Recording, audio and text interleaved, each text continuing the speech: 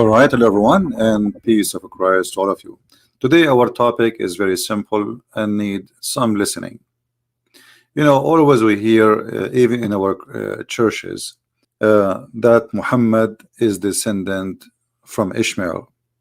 The reason for this ignorance, there was a book written a long time ago, and that book claimed that the Arab are descendant from Ishmael. This is not biblical. It's not from the Bible. This is from one person who created this lie, and then the rest are just copy and paste. Copy and paste tradition is very well known, and sadly, we as a Christians, we are the same as the Muslims. We copy paste too. I'm wondering how many of us, when a priest he say that the Arab are descendant from Ishmael, how many of us ask him, where do you get this from? What is exactly the reference for this? Is that a biblical thing? This is all goes to the 10th century when one person he wrote a book and then the rest just carry on. However, the word Arab, it is not even a name of a nation. When we say Arab, we mean people who live in the desert. The word Arab is coming from the Aramaic language. Aram is a person who live in hills, in the top of mountains. So the Aramaic are people of mountains. The Arab are people of the desert. You see, in the old days, the names have a reason.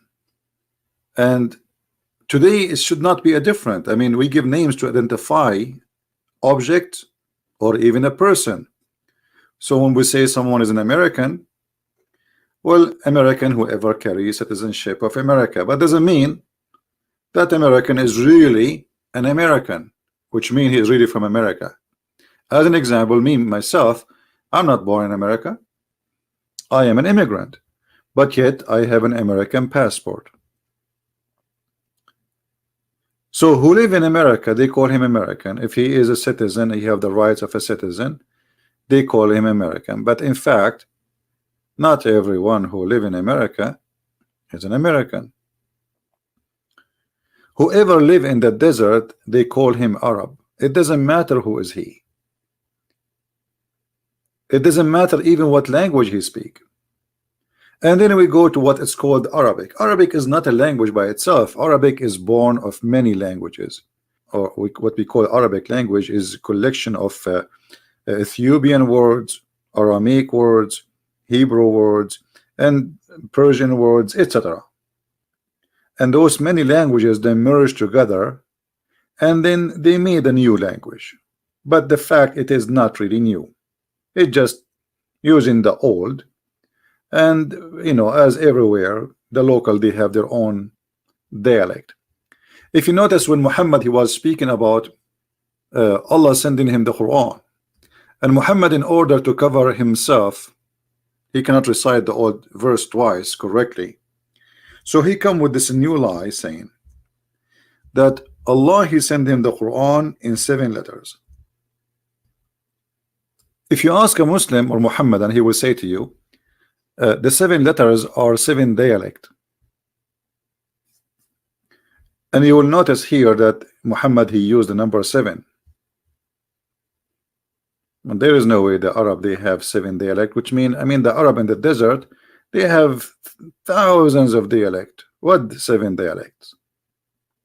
Actually, if you go right now in the Middle East, you will find that every city have its own dialect, and not only every city, it can be even every territory of the city, it speak differently from the other side of the city. So those are not one nation.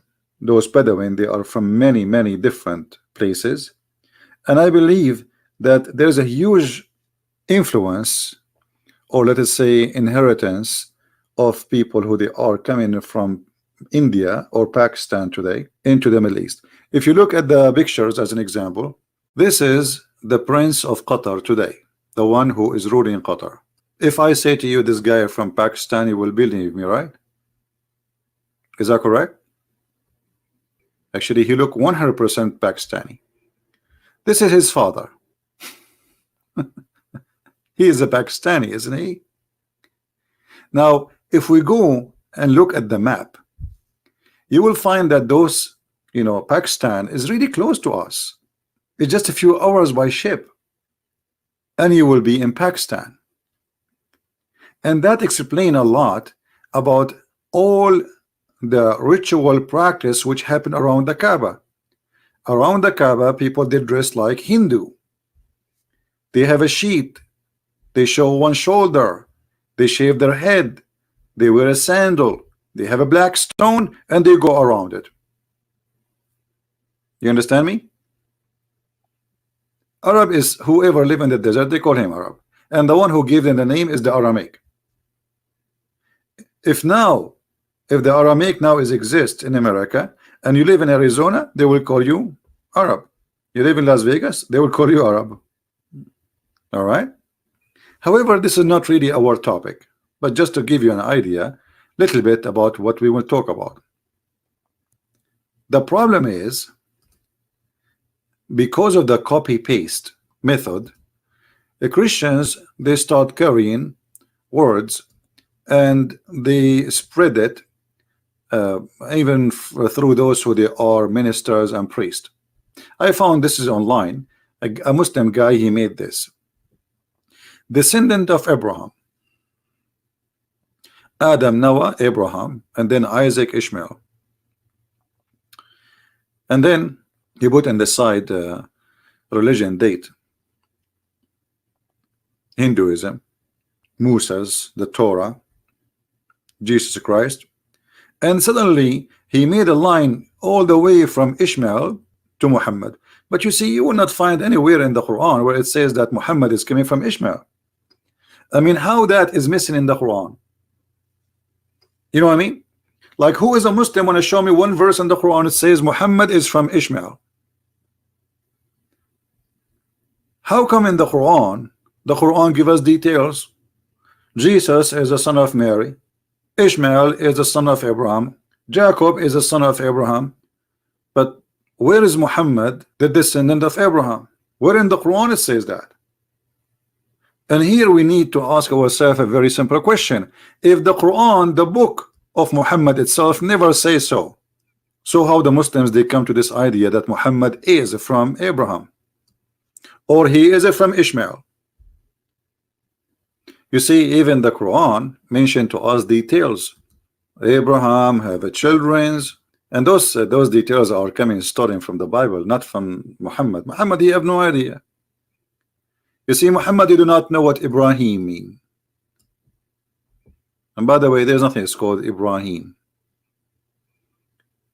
Muhammad was so confused. As usual, he have no idea.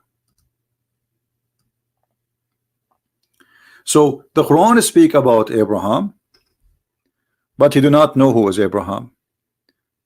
And how we know that Quran does not know who is Abraham? The Quran claimed that the guy, his name is Ibrahim. His father, his name is Azar. Have you ever heard of a God who do not know the real name of the father of Abraham? This is how Muhammad he put it, and this is what Muhammad he thought about it, and this is what Muhammad he taught it. But the fact that this word Azar is coming from the old Aramaic, which means foolish or fool. So Abraham was saying to his father, foolish, are you going to worship idols? But because Muhammad is a thief and he stole this sentence from somebody else, he thought that Azar is the name of the father of Abraham. So it's confirmed that the founder of the cult of Islam, he do not know what is the true name of the father of Abraham, which is mentioned clearly in the Old Testament. So the Abraham, the person we speak about in the Quran, is a stolen, copyrighted story from the Old Testament. And the thief, he did some change because he's a fool. He thought by doing some changes, people will not notice that he's a thief. And by doing those changes, he got himself busted.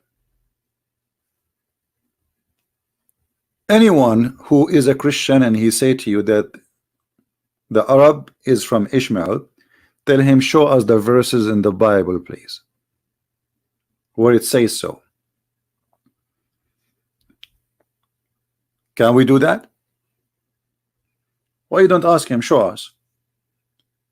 There's a few verses in the Bible speaking about Ishmael and his children, and none of them saying what they are saying. Not even one. As the Bible says, all those who they are from Ishmael, including Ishmael, they live in what is called the territory of Gaza today, the Delta and Gaza, between Egypt and Israel. This is where he lived, and that's very normal, makes sense. Why? Because his mother is Hajar and she is Egyptian. Secondly, if you look at the names of the children of Ishmael, you will not find a single one is an Arabic name. To make it simple for you, I mean, why in the world I will not carry the name of my grandfather? Even now today I speak different language. So why in the world the descendant of Ishmael, they stop using the names of their fathers? So if the Arab belong to Ishmael, then we should have all the names of the children of Ishmael belong to those Arab, but we don't find them.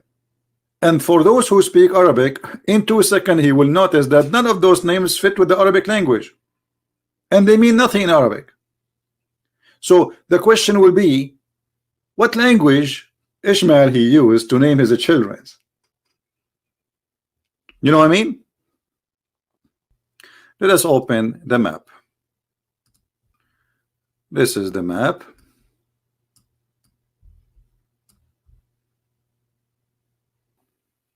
So now, you know, if you go and study the Bible carefully, you will find that the children of Ishmael, all of them, they came and live in this territory.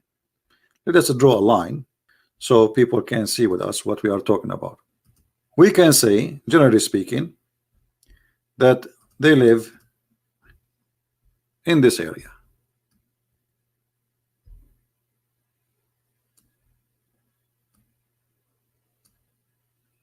That's it. They did not go anywhere, and obviously the mother Hajar herself, she is from there. This is why she came back to where they belong. Abraham, he sent his wife, he said to her, you are free to go anywhere you want, and she went out with her son. And it's very normal for a woman to go back where she is coming from, and she is an Egyptian, and the Bible says that clearly. And this is Egypt here. This is the border of Egypt. Cairo is less than maybe 200 miles away. People who live in the desert here are called Arab for a very simple reason, because the word Arab means desert. Any desert, anyone who live in the desert, he is Arab.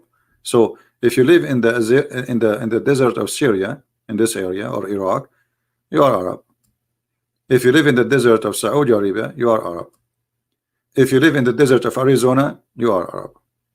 Arab is not an ethnic, it's not a nation, and they don't have one father. Even in Islamic books, they confirm that Ishmael, he learned Arabic. If you have my book, The Servant of Allah, you will find the Muslims agree that Ishmael, he learned Arabic, according to them, at the age of 14. So how the father of the Arab learning Arabic from the Arab? Do you understand what I'm saying? If I go right now to China and marry Chinese, and I learn from the Chinese, how that in the world will make me the father of the Chinese? That will be the most silly, stupid thing ever to say. Always the son belonged to his father. So if Ishmael is from Abraham, that means Ishmael consider himself Abrahamik, and that explains all the names we see, which is descendant from Abrahamic, not from Arabic or anything. All the names which is sound like Hebrew, because Hebrew itself is born of the Abrahamic. Hebrew is just a new language of the Aramaic language. This is why when you pray, all of you, and the Muslims, they copy that from the Hebrew, and they copy it from the Aramaic. When they end the prayer, they say Amin. You will see that the Christians, Muslims, Jews, they say Amin. But this is because of the theft of Muhammad. Otherwise, this has nothing to do with the Arabic. This is an Aramaic word. Additional to all of this, remember that Moses in the Bible, he did marry a Bedouin woman. Moses. I never heard of priests saying that Moses is the father of the Arab. I mean, let us say for the sake of argument, somebody will say that Ishmael, he married an Arabian woman. Okay, well, Moses married an Arabian woman. Bedouin. This is what Arabian mean, a Bedouin person. You see, if you go to the Quran, if you go to the yellow pages of Muhammad, you will find the following. The Quran called the Bedouin Arab. All those verses are mentioning the word Arab. What does that mean? Bedouin. Do you see it? This is the translation, but in Arabic it says the Arab. In the translation is coming as the Bedouin, because this is true. This is what it is. Those who live in the desert. You know what I mean? Same as the word Bedouin. This is an Aramaic. Bedu.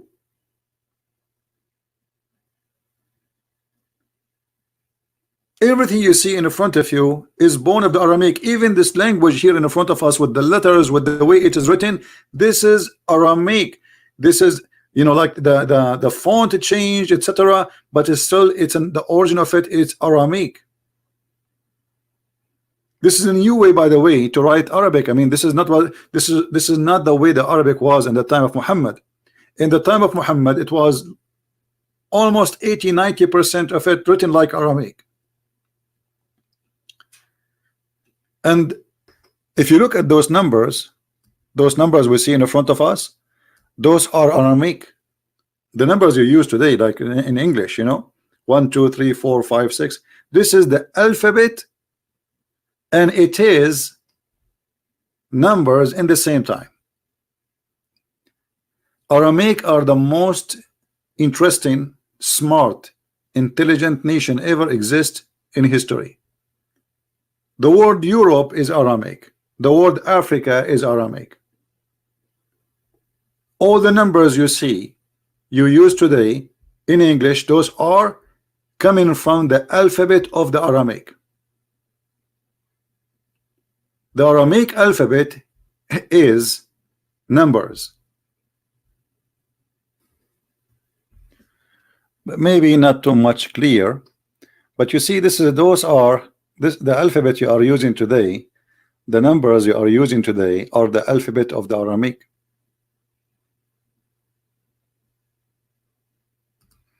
And the look change by time. The look change. Like number 1 is Aleph, A. This is number 1. You know? Number 1, number 2, number 3, number 4, number 5. So this is an alphabet which is contain numbers at the same time. This is why you know, if you remember, in the Quran we have words which Muslims cannot understand.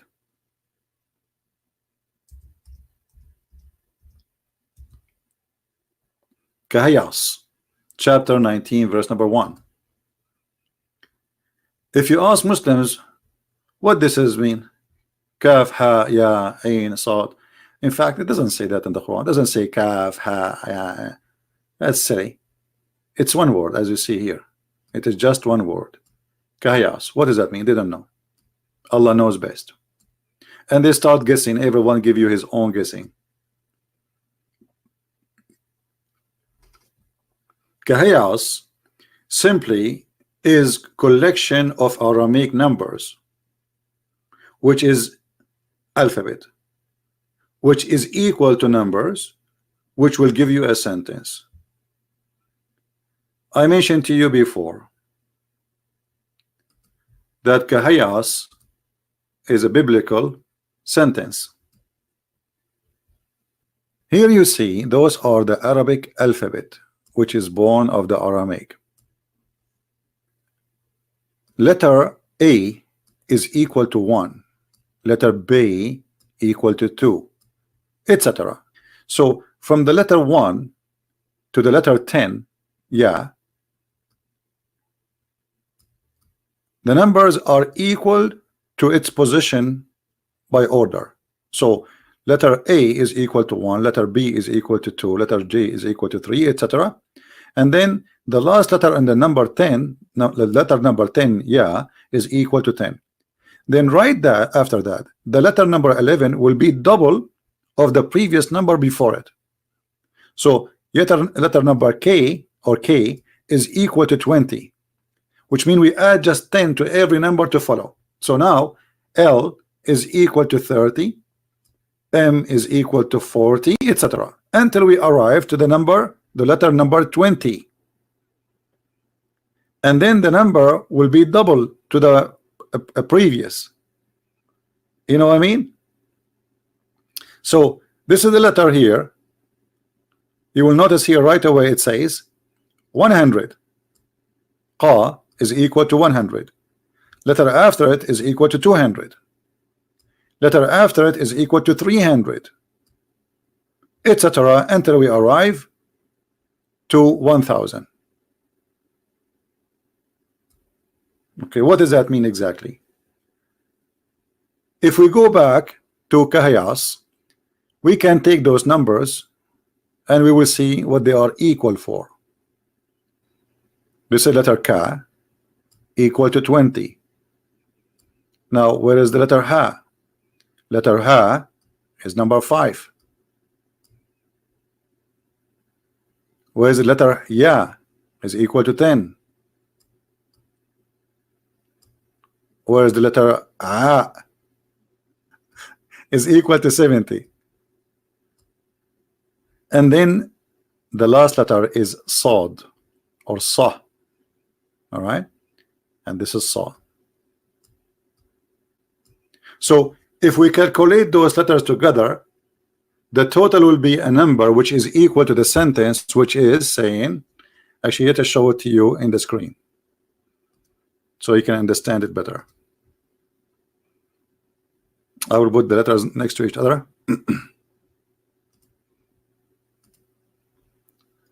This is the word Kahayas. Equal, K is equal to 20, Ha is equal to 5, Ya is equal to 10, A is equal to 70, and then Sad, Sa is equal to 90. Total is 195. The word the Messiah by letters is equal 1 plus 30 plus 40 plus 60 plus 10 plus 8, and every number is equal to what? To the alphabet, to the letters. This is the word al-Masih, equal to 149. Kahayas is equal to 195. The word Ilahi, which means my God, is equal to 1 plus 30 plus 5 plus 10, 46. Kahayas mean al-Masihu Ilahi, which means the Messiah is my God, 195.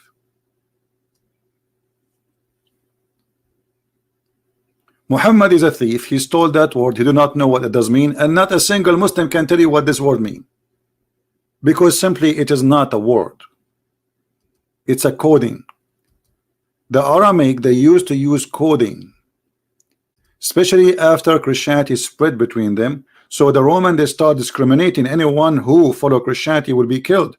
So if somebody want to say to somebody, the Messiah is my God, he will say Kahayas. The Roman, if he speak Aramaic, still he will not know what he's saying. What does that mean?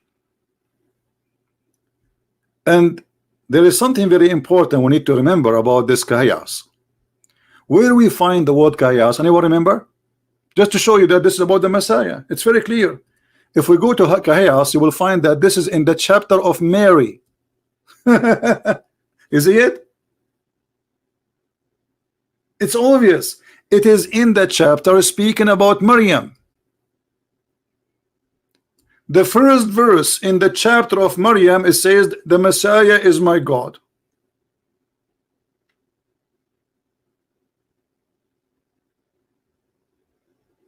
Do you see it? So a clear evidence. Actually, everything in front of us is making it clear that this is about the religion of the Jews, and this is about the belief of the Jews, and this is about the God of the Jews. I told you 1,000,000 times that the names in the Quran, all of it belong to the God of the Jews. When a Muslim he say Ishmael, do a Muslim knows who is a Muslim will tell us what Ishmael mean? Didn't know.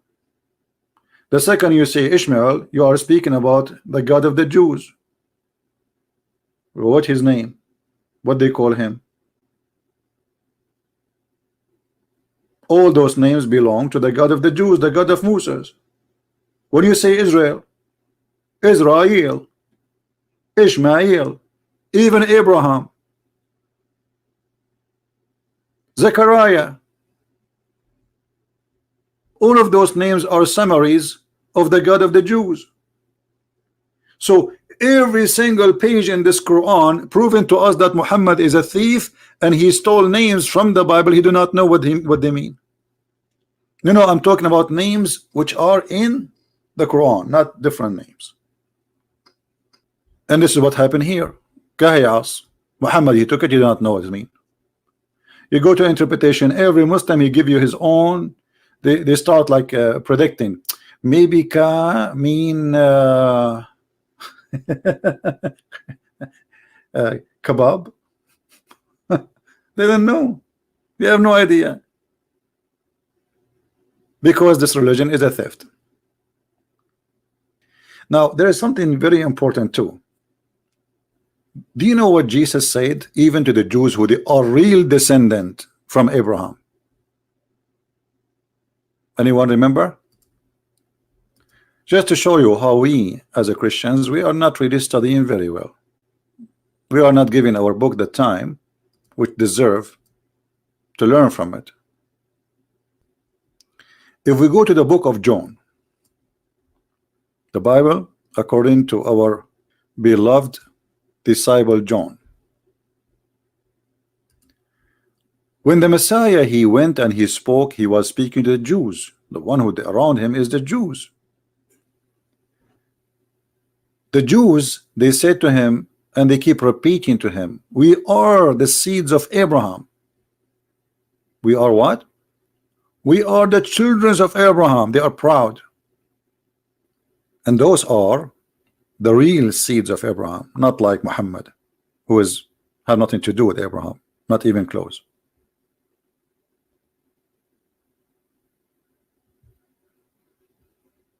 They said to him, are you greater than our father Abraham, who died, and the prophets who have died?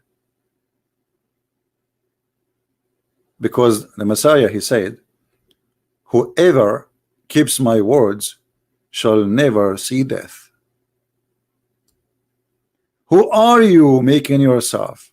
Yeshua said to them, if I glorify myself, my glory is nothing.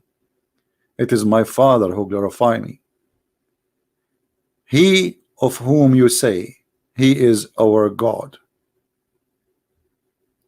and you do not know him, but I know him.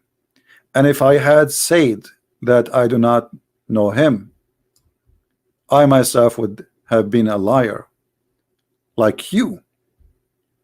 But I do know him, and I keep his words. Abraham your father desired to see my day, and he saw it, and he rejoiced. The Jews, they were saying to him, you are not 50 years old,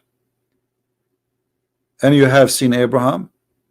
Yeshua said to them, timeless truth I speak to you, before Abraham I am exist. I am the living God. So when somebody says I am Abrahamic, what does that mean exactly? Based on the verse we are showing you.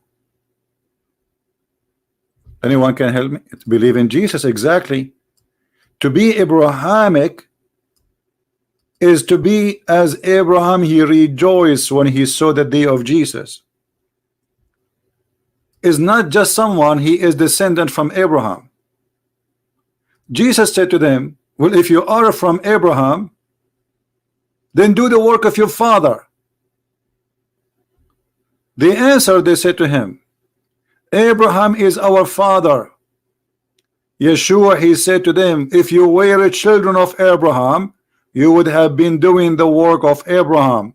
And what Abraham he did? He rejoiced by seeing Jesus. Do you understand? So this is the biblical teaching about the seeds of Abraham. The seed of Abraham is not somebody is born of Abraham, is somebody believe in the God of Abraham, which is the Messiah, the Jesus the Christ. And who is the one who's saying that? This is the Messiah himself. This is the Messiah, the Lord himself. He says to the Jews who they are really from the seeds of Abraham. They are not making it out. They are not fabricating. They are not lying. They are saying, yes, Abraham is our father. He is our great father. And yet Jesus saying to them, well, if you are of Abraham, then you do the work of Abraham. Obviously you are not. So according to the Messiah, the one who considered to be from Abraham is the one who rejoice for the name of the Messiah, as he said here, Abraham your father desired to see me, to see my day, and he saw it and he rejoiced, which means he worshiped Jesus, he prayed to Jesus, and he accepted the Messiah as God. Do you see it? Which means even if somebody he is from descendant of Abraham in real, still he is not Abrahamic. Because to be Abrahamic is to be Christian, not to be descendant from Abraham by seeds. And if the Messiah himself did not accept the Jews to be calling himself Abrahamic, I mean, who else can claim to be Abrahamic? And from this we understand that Abraham was a Christian. Correct? Abraham, he is a Christian. He is not Abrahamic. He is just a Christian like us. What Abrahamic mean? Following, believing in the same God of Abraham. Well, this is the God of Abraham, the Messiah. Abraham, your father, he desired to see my day. And when he saw it, and we know the Old Testament speak about God, the Lord, he came to Abraham as a man in the flesh. And the Muslim, they say to you, where in the Old Testament it says that God became as a man. And you will see here the Messiah said, before Abraham would exist, I am the living God. And yet they say to you, where Jesus says, I'm God.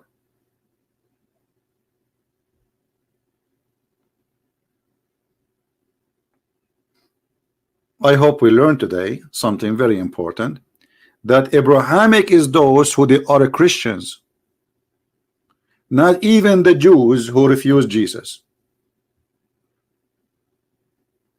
Do we understand? For Abraham himself is a Christian.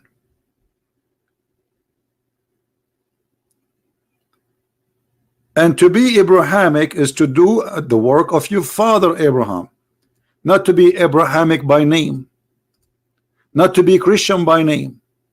This is why the Lord, he said, many they will say to me, Lord, Lord. And then he will say to them, depart from me, I do not know you. Go away. Who are you? Not everyone says to me, Lord, Lord, will enter the kingdom of my Father, but the one who do his will. So you call yourself Abrahamic, you call yourself a Christian, you call yourself worshiping the true God, call yourself whatever you want. From their fruits, you will know them. That is the truth, my friend. Did Muhammad do the work of Abraham? Did Muhammad teach the teaching of Abraham? Let us make it clear that the Bible is more than just a book. You see, the Messiah, he said, you want to kill me because you cannot comprehend my words. Correct? I know you are the seed of Abraham, but you seek to kill me because you cannot comprehend my word. So anyone who cannot comprehend, and obviously they don't want to comprehend because they don't want to comprehend. It's not because Jesus making it complicated. They don't want. They play arrogant. They play the ignorant. They knew he is saying that he is God. He knew that he is coming God in the flesh. He is saying that clearly, and this is why they put him in the cross. So when Muhammad he denied the Messiah to be divine, he is not Abrahamic. When Muhammad he denied the Father and the Son, what the Bible says? Who is the liar? The liar, the Antichrist, is the one who denied the Father and the Son. You see, the Quran is